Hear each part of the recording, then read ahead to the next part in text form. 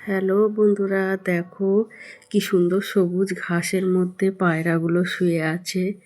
আসলে এই পায়রাগুলো কোথায় জানো, আমি যেখানে কাজে যাই ওখানটায় ডেইলি দেখি এরকম শুয়ে থাকে। দেখতেও কি অপূর্ব লাগে।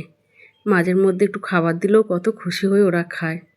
তারপর তো আমি কি করলাম, বাড়ি চলে এলাম, এসে খাওয়া দাওয়া করে এই দেখো এই কুকুরকে খেতে দিচ্ছি। এগুলো কিন্তু পোষা কুকুর না, আমাদের রাস্তার কুকুর, কিন্তু ওরা ঠিক টাইমে চলে আসে খাওয়ার জন্যে। সবথেকে বড় কথা কী জানো তো, বলে কুকুরের পেটে ঘি ভাত সহ্য হয় না, কিন্তু এরা বিরিয়ানিটাও অবধি ছাড়ে না। এই দেখো আমি এখন ওদের বিরিয়ানি খেতে দিচ্ছি। তারপরে এরা বেশ কি আনন্দ করে সবাই খাচ্ছে। খেয়ে দিয়ে ওরা ওদের মতন আবার ঠিক জায়গায় চলে যায়। তারপরে আমি খেতে দিয়ে বাড়ি ঢুকে গেলাম।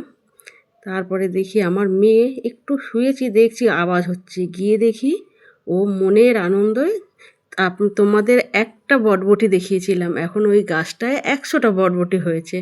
আমার মেয়ে তো কি মনের আনন্দে তুলছে। আমি বলি কী তুলছিস দেখি।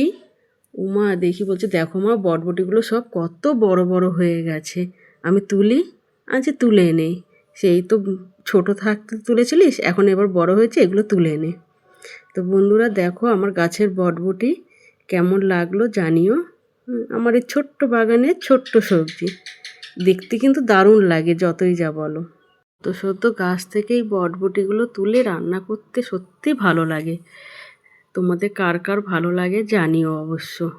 আমার ছোট্ট বাগানের ছোট্ট সবজি চাষ এর আগেও আমি দেখিয়েছিলাম, কিন্তু এখন যেহেতু একটু বেশি বেশি হচ্ছে বলে আবার নতুন করে দেখাচ্ছি।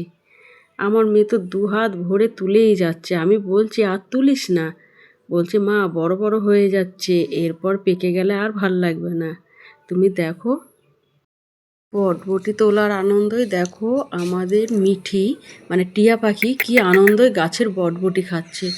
ও কিন্তু সব সবজিগুলো, কাঁচা কাঁচা সবজিগুলো খেতে ভালোবাসে। তোমাদের পাখিরা কি ভালোবাসে?